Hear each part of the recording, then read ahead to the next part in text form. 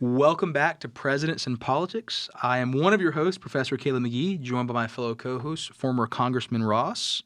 Good morning. Today we're going to talk Warren G. Harding, the 29th president, and we're dealing with the beginning of the 1920s. Yes, and probably one of the least impressive presidents we've ever had. Can we use the term the most, well, I don't know if I can say the most, but one of the most corrupt presidents in U.S. history. Yes. By far. So he's another Ohio-born president. So many seven, I think seven are. It's the leading state right now, isn't it? I know so, Virginia, of course, in the early days would have been Right. leading, but then Ohio kind of takes over as being the leading president-making state.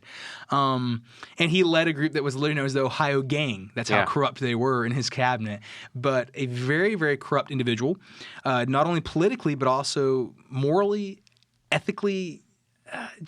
And he didn't necessarily want to be president. No. He wanted to do what he loved doing and being a publisher of a small he's town a newspaper newspaper. man. Loves a newspaper. Loves being a newspaper man. And in fact, I ran across a quote because when he was by far not expected to be president. He was an unimpressive U.S. senator. He was unimpressive throughout his life in a lot of ways. Yes. And when they went to the Republican Party convention in 1920, and they went through, I think, 10 ballots. And then finally, they brought up Warren G. Harding. And one of the senators, Senator Franklin Brandegee of Connecticut, said, "There ain't any first-raters this year. We got a lot of second-raters, and Warren Harding is the best of the second-raters." You know, and that kind of sets the stage for what we get as a president. Does that remind you of some other elections? Oh, yes. And that's the thing about this, so Caleb, is that people don't understand. We've had bad presidents. Yeah. We've had very corrupted presidents. Yes. We've had very vicious presidents. And we've had some questionable elections along the way. Yes, we have. One that took 3 months to decide who the president was going to be. 1824, which is exactly 200 years from this election. Yes. So maybe that's So we've lived this as a nation. Multiple times. So don't get all upset just because, you think that this is the apocalypse, this is the worst election in the world. It probably isn't. Right. It's not a great one. Right. But it is stuff that we have endured as Americans, and we will continue to endure. Agreed. And this is one of the things you and I have talked about a lot in class. We're teaching a class together. And you and I have talked about a lot about this to our students, that the whole point of politicizing the campaign is that many times the common, average, ordinary, grassroots individual says, politics is so corrupt, I want nothing to do with it. Correct. And the more individuals that do that, the more the fringe element then begins to control the government. Amen. And that could be our downfall. Yes. And we could be on target for that. But Warren G. Harding, as you said, he's a newspaper man. So he gets his bachelor's of science, kind of tries a lot of different things. Yes. Is unsuccessful in almost everything he does. He toys the idea of going to law school, doesn't really have the mind to go to law school, toys about going to other different jobs. He tries to be a professional sailor for a while, all kinds of just random things. And then him and some buddies buy a fledgling newspaper in Ohio for $300. Yes. Can you imagine buying a newspaper, like a business, for $300? And he's actually pretty good at it. He He's launches pretty good at running this newspaper. And then he'll marry a wealthy woman by the name of Florence. I think he calls her Flossie. Yes. She's 10 years older than him. She has one son. Mm-hmm. She kind of, I don't know how to say this, she kind of helps run him, I guess. She kind of becomes his political man. That's a good way of putting it. I was trying to think of a way to use that. Yeah. I guess from a Freudian way, she definitely kind of mothers him. And she kind of pushes him both to expand the paper because he actually has a nervous breakdown at one point, and she'll run the paper. And when he's kind of recuperating from this nervous breakdown and she's running the paper actually grows under her. But one of the things unique about Harding is he's kind of a partier. He's a gambler. And he is a womanizer. Oh. It was estimated that when he was in the White House, he kept 7 mistresses at one time. Wow. That was the estimate. So we look at, we think of presidents like Kennedy, right? Yeah. First thing we think of was like Kennedy and the Marilyn Monroe scandal and all this kind of stuff, or Bill Clinton and the Lewinsky scandal. This guy was keeping at least 7 mistresses at one time. He was. In fact, he fathered a child with an 18-year-old girl. Yes, Nan Britton. Yeah. And here's where it gets really, really, really scandalous. He knows that he fathers this child. He'll never see the child, but he'll pay child support, and he sends the Secret Service to pay Nan the child support in person every month. He'll send the Secret Service. So, you have a president who has 7 mistresses at one time, who fathered an illegitimate daughter with an 18-year-old and is paying off child support by sending the Secret Service as a personal carrier to do this. And he sends one of his mistresses during the campaign of 1920, her and her husband, on an all-expense-paid trip to Japan. Japan. Yes. And gives them cash and says, "Have a great time. We'll see you after the election." It's estimated that she's paid over $300,000 as presidency, and some of that money's coming from the GOP. The GOP is actually cutting checks to pay off his mistresses. Yeah. there is the whole thing is set for failure. It is again. I know we keep coming back to this, but it is one of the most corrupt presidencies in American history. And it's interesting. We go into 1920 election. Just coming off the heels of World War I, where we lost 100,000 Americans. Yes. They had the Spanish flu, where we had lost 650,000 Americans. And then the White Sox, which were deemed the Black Sox. The Black Sox scandal. Yeah, because of the scandal there. So this whole, and there's labor strikes going on. The railroad strikes. There was a bombing in Wall Street, I think 28 people. That's correct. There's a lot of upheaval. Yes. Tumultuous times. Yes, we've seen that before, even in modern times. And that leads us to this election of the second raters. And it's interesting because he picks Calvin Coolidge as his running mate, and then the Franklin Roosevelt is the vice presidential running mate on the Democrat side. That's right. But they get whooped overwhelmingly. And he's pretty much unknown. Nobody knows who this guy is. Nobody who cares. It's like this strange guy from the South who's got kind of a weird accent, and he'll contract polio, of course. So they're like, no one really cares about Roosevelt. He's considered a no-known kind of loser, and then he'll win 4 terms for president in just a couple decades. Yep. Change the whole course of this country and the involvement of government in our lives. Oh my goodness, the New Deal. But we'll save that for, I guess, next semester, because that's when we'll get to this. But Hardin he's a partier. He's very laid back. He really wants to just drink, gamble, and womanize. But his wife, who knows that he's womanizing, pushes his ambition to the presidency. And many have said it's because she wants the power. Now, there's a few reasons for this. First of all, she is very much into women's rights. We can use the term early feminist. True. And she'll be the first woman to vote for her husband, because the 19th Amendment has just passed for women's suffrage.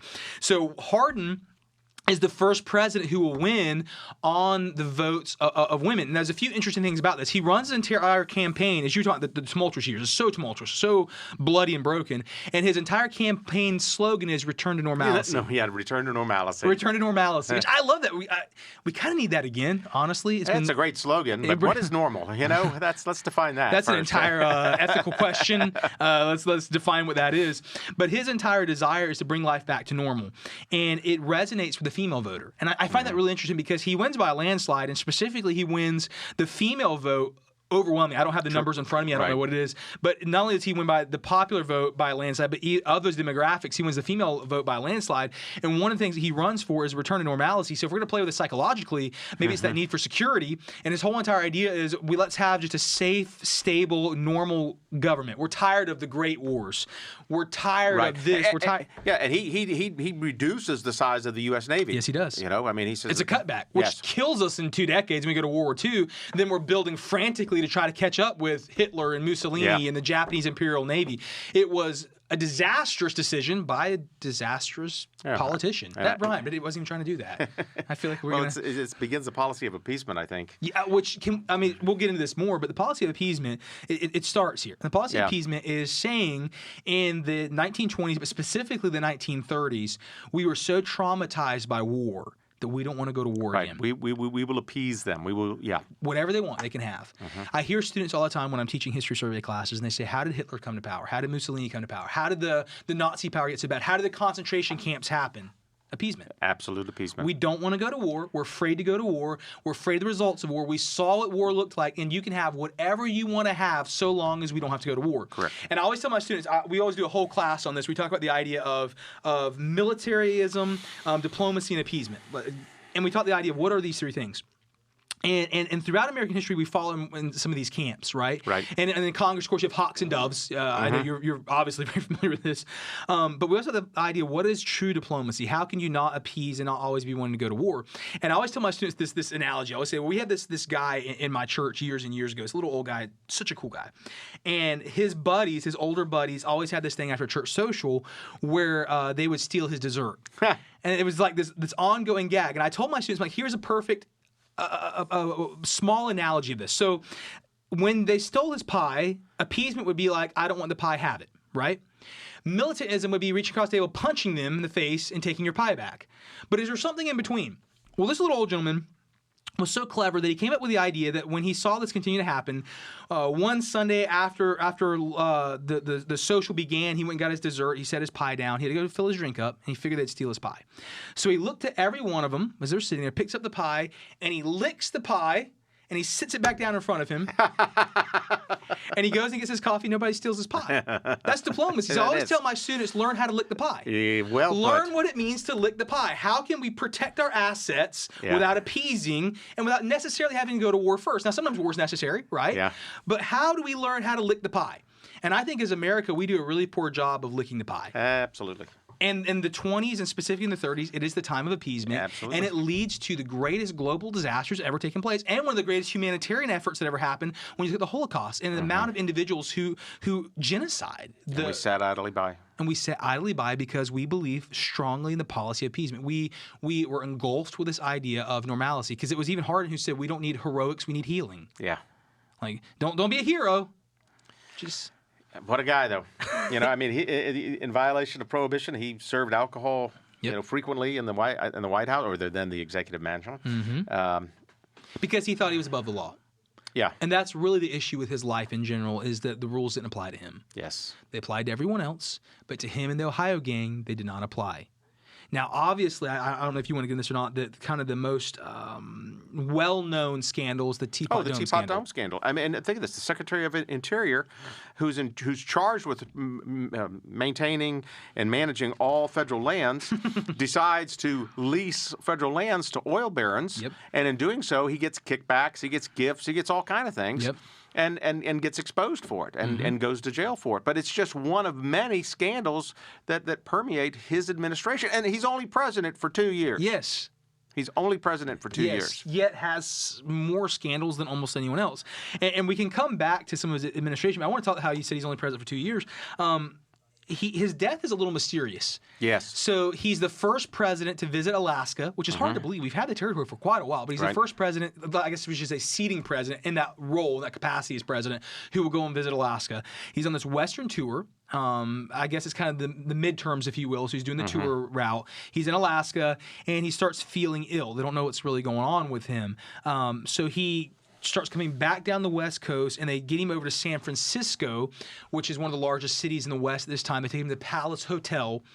And presidential suite. Yes, the presidential suite, which I was reading on this the other day, and that same suite I think is like $8,000 a night now if you want to stay there. So, hey, next time you're in California, if you want to go to California. Couldn't even do it for a minute. Right? He's in California staying in the presidential suite, and he is dying. It gets really serious. They bring in several doctors. And then he rallies, and everyone's like, oh, he's going to be fine now. And he dies. Yeah. And no one's really sure why. And here's where it gets just really, really, really They didn't do an sketchy. autopsy. On his wife's request, Flossie, as he called her, denies the right of an autopsy, even after having doctors request the autopsy because the death is so mysterious. And she says, no, we will not have an autopsy. Here's where it's even weirder. And this is kind of controversial in history, but it appears as if she requests the body to be embalmed basically an hour after his death after denying the autopsy. Wow. So because of this, a lot of the scuttlebutt starts going around and saying, you know what, his wife probably poisoned him. Now, there's no historical evidence of that whatsoever. Maybe it was the eighth mistress that got her finally said, that's enough. Right, maybe so. You know? But there's no historical evidence of this, but it's really sketchy. And he dies, and here's what's so amazing. He is beloved by the people at this time. So not all the scandals have come out yet. No, you're right. They came in after his death. He's one of the highest popularity ratings of any president. That when he dies and they begin to bring his body out of California, 9 million people line the streets. Yeah. I don't know. I have to check that. I think that's more than who came and saw Kennedy interned. I mean, probably. Like he is beloved by the people. He was tall. He was athletic. He was outgoing. He was charismatic. He was an actor. Can we use the term? Yeah. I mean, that's kind of all he was. Like, he was beloved by the people, but he didn't have the intellect for it. No. He definitely didn't have the ethics or the integrity for it. But he was just a good face. Yeah, and in fact, he got his start because he gave the speech at the convention that nominated William Howard Taft for president. Yeah. And then he appoints William Howard Taft to the Chief Justice of the Supreme Court. So he's a great orator. He's a charismatic individual. Yes. But content-wise and character-wise, he was devoid. Yes. And 2 years, I guess, it was kind of the result of his lifestyle. I don't know. At 57. He died at 57. So we're not exactly, again, there's all mysterious. The original doctors used the term stroke, which looking back, it's probably not a stroke. Later, medical historians said, well, it's a heart attack. And then some of the most recent research is that some of his doctors were giving him heavy laxatives to help him heal. And that more than likely might have taxed his heart because they said that he's a very large guy for his size, very tall, very athletic. So he probably had a large heart. And those heavy laxatives and dehydration may have caused the heart attack. We don't know. And then, of course, we never will. We never will. And then, of course, there's the conspiracy theory that he was poisoned. So, but again, we're not going. There's no historical facts for that. But it's just it's a really interesting end to a really corrupt president. And as you said, that the Teapot Dome scandal was something that really, really marked his presidency because that comes out after his death. And now they start the trial for all of this. And then to further the destruction of his legacy, Nan, that Nan Britton, this young 18-year-old girl who fathers an illegitimate child for him, writes a book in 1927 called The President's Daughter, which is an interesting book, actually. I have a copy of it on my shelf. I haven't had the chance to read it yet, but I've thumbed through it. But The President's Daughter actually is this account written by her about how Harding basically woos her, has a child with her, and then covers the whole thing up and has the Secret Service pay her off the whole time.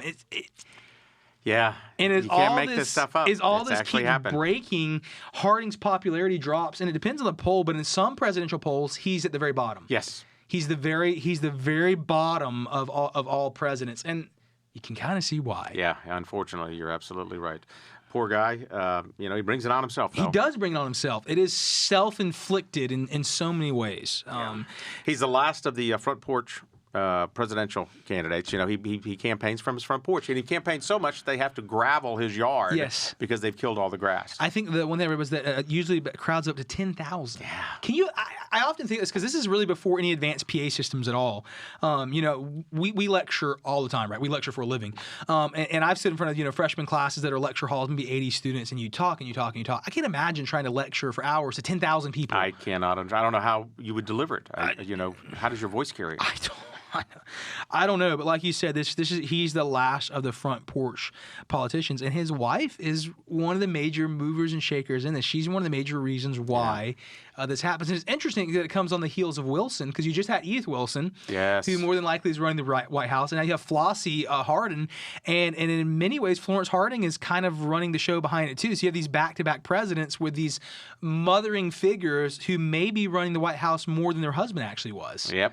And then, of course, this is going to give rise to Coolidge, and there's some really interesting stuff with Coolidge. And one of the things that you and I have seen throughout this podcast that we see there are these waves with politics in American history, these trends. Right. And they pick up and they last for a little while, and then they die off. And typically what happens is we see a complete pendulum effect, right? This swing that goes from one side to the other. And maybe the swing to this style of leadership is FDR, who will arise in a few decades. And FDR is basically saying he wants all the leadership and power for himself, if you will. Yeah, and he transforms the whole federal government. And he concentrates power within the executive branch, specifically within this idea of the executive order, the president's power. Right. And I do believe that is a pendulum swing from weaker presidents like Wilson and like Harding, who in many ways, I guess you could say, and we talked about this before, they strengthened the legislative side, and specifically after the Teapot Dome scandal, there is the passing of Congress having more oversight over the interior and taking it away from the executive branch, and the legislative branch begins to grow, which was probably the founders' intent. And maybe we're biased because the way I teach this, and of course you were in Congress, maybe we're both a little biased on this.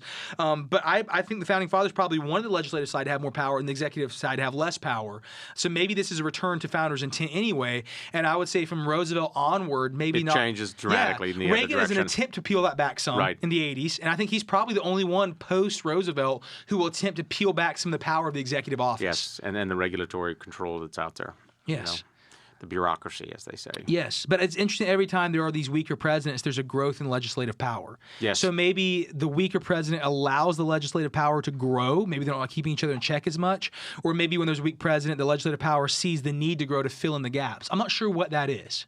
And I'm not sure where we go from here, because I think that we have this battle now between the legislative and the executive that we haven't seen in the past, with all these impeachment proceedings that we've seen over the last couple of years. The threat of impeachment of cabinet members, let alone the presidents.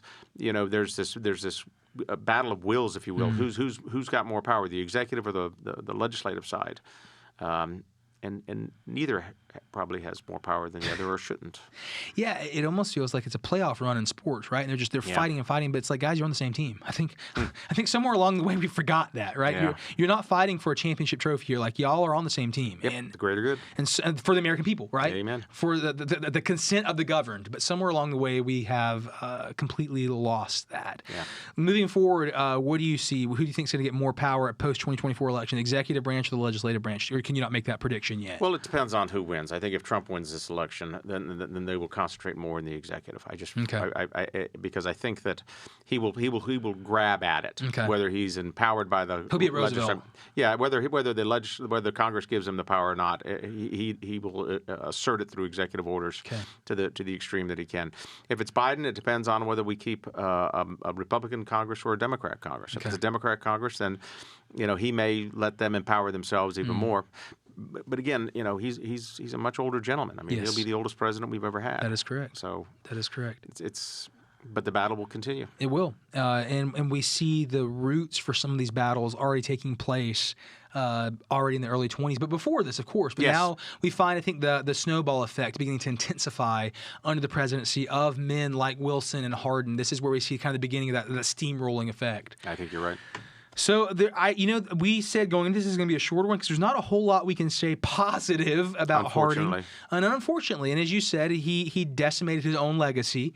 He was a corrupt man with a corrupt legacy who worked the corrupt cabinet. Yes. And then we see him having a short life, and then we'll pick up on Coolidge and kind of an interesting segue to some more powerful leaders. Yeah, we'll finish the semester with Calvin Coolidge. Yes. So. Stay cool with Coolidge, right? Absolutely.